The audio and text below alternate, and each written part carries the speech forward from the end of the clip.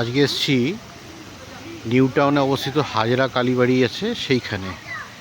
হাজরা কালীবাড়িটা হচ্ছে ওইদিকে, এখানে তন্ত্রমদে কালী পুজো হয়ে থাকে আর কি। ওখানে অনেক করট মানে যাকে বলে মানুষের স্কেলেটন ইত্যাদি দেখতে পাওয়া যায়, করটি যাকে বলে। আর তার এইদিকে উল্টো দিকে আবার তৈরি হয়েছে অতি সুন্দর জগন্নাথ মন্দির। বৈষ্ণব মদে এখানে হয় পুজো। একসময় বৈষ্ণব আর শৈবর মধ্যে কত দ্বন্দ্ব, কত ঝামেলা ছিল, এখন সব শান্তিপূর্ণ সহাবস্থান।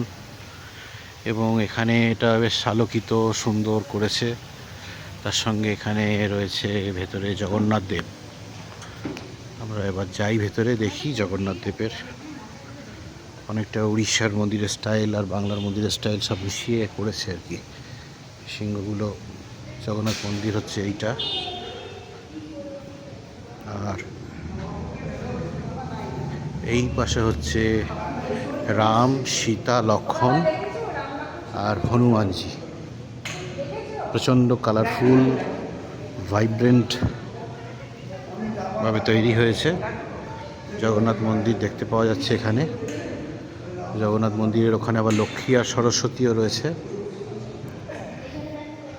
আর এইখানে রয়েছে হনুমানজির মন্দির। হনুমানজিকে সংকট মোচন বলা হয়, শিবের অবতারও বলে থাকে। আরও অনেক রকম সমস্ত পৌরাণিক গাথা অনুযায়ী এখানে হচ্ছে বোধহয় সম্ভবত পরশুরাম যে অবতার, নরসিংহ অবতার। এই 10 অবতারের মধ্যে নবম অবতার হচ্ছে গৌতম বুদ্ধ, উনি ঐতিহাসিক। আর 10ম অবতার কল্কি, সে এখনো আসেনি। যদিও গৌতম বুদ্ধ কখনো ভক্তি বাদে বিশ্বাসে ছিলেন না, বা বলেননি যে ভক্তি। তার আগে যে সমস্ত অবতার তারা কিন্তু ভক্তি নিয়ে কথা বলে গেছে, অর্থাৎ ঈশ্বরের কাছে সমর্পণ করো, ভক্তি করো। মানে এর মধ্যে তো সব থেকে ভায়োলেন্টলি বলে গেছে নরসিংহদেব অবতার। হিরণ্যকশিপুর গল্পে প্রহ্লাদ ভক্তি করতে চেয়েছে, তার পথের কাঁটা তার বাবা হিরণ্যকশিপু, এবং তাকে এই ওপরে দেখতে পাওয়া যাচ্ছে থামের ভেতর থেকে নরসিংহ অবতার বেরিয়ে হত্যা করেছিল কিনা তিনি বাধা দিয়েছিলেন বলে, ধর্মাচরণ বা ভক্তিবাদে। গৌতম বুদ্ধ হচ্ছে এই নবম অবতার, যিনি একেবারেই আলাদা। সেই তুলনায় আমার মনে হয় যে বোধহয় যীশুখ্রিস্টকে নবম অবতার বললে বোধহয় কাজের কাজ হবে। অন্তত কর্ম দিয়ে যদি বিচার করা যায় তাহলে যীশুখ্রিস্ট কিন্তু ভক্তিবাদের বিশ্বাসী ছিলেন এবং ভক্তির কথা বলে গেছেন। এবং আমার ধারণা যিশু ভারতেও এসেছিলেন, সেখান থেকেই ঈশা পুত্র, অর্থাৎ সেখান থেকে ঈশাই কথাটা এসছে, যার ফলে খ্রিস্ট ধর্মকে ঈশাই ধর্মও বলা হয়। এই নিয়ে অনেক কনস্পিরেসি থিওরি রয়েছে, তবে সঠিক কোনো প্রমাণ নেই। কিন্তু এটাও ঠিক যে যীশুখ্রিস্টের 12 বছর বয়স থেকে 28 বছর বয়সের মতন একটা সময়কাল বাইবেল বা যে সমস্ত ধর্মগ্রন্থ আছে, খ্রিস্টীয় ধর্মগ্রন্থ, সেখানে কোনো উল্লেখ নেই। এই নিয়ে অনেক রকম থিওরি রয়েছে।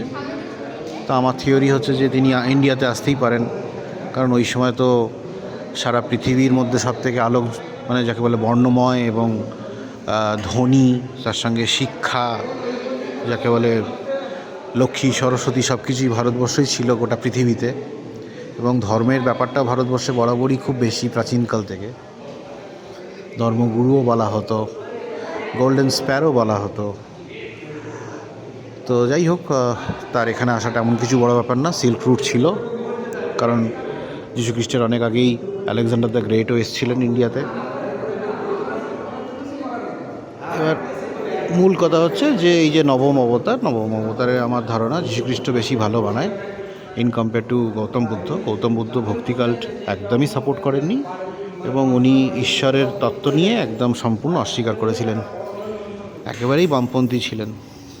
সেই তুলনায় ঈশ্বর তত্ত্ব জ্ঞানে যীশুখ্রিস্ট অনেক বেশি অবদান।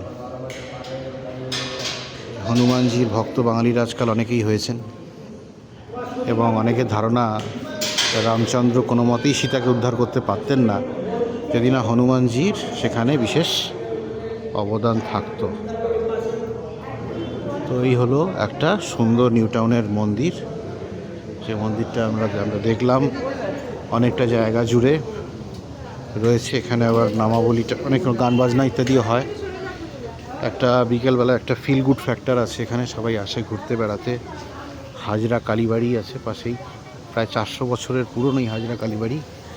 মানে নিউ টাউন যে পুরোটা যে জলা জায়গা ছিল না, সেখানে কিছু কিছু গ্রাম এবং উঁচু জায়গা ছিল, তার মধ্যে এই একটি জায়গা রয়েছে। পাশেই এখানে সমস্ত আকাশচুম্বী স্কাই স্ক্র্যাপার বিল্ডিং হয়েছে, রোজডেল ইত্যাদি। কলকাতার প্রাচীন জায়গার মধ্যেই হাজরা কালীবাড়ি পড়ে, আর সবথেকে নবীনতম জায়গার মধ্যেও এই হাজরা কালীবাড়ি রয়েছে। পাশেই রোজডেল, একটা নতুন শহর তৈরি হচ্ছে। আর এইখানে হচ্ছে সেই ফোয়ারাটা। তো কেমন লাগলো আমার ভিডিও কমেন্ট করে জানাবেন। আপনাদের কমেন্ট এবং বক্তব্য আমাকে বিশেষভাবে ইন্সপায়ার করে। যদি কোনো আমার কথার কোনো মনে হয় যে আপনার আপত্তি রয়েছে বা কিছু, তাহলে সেটাও জানাবেন। আপনাদের ফিডব্যাক সে যেমনই হোক is very motivational and inspiring.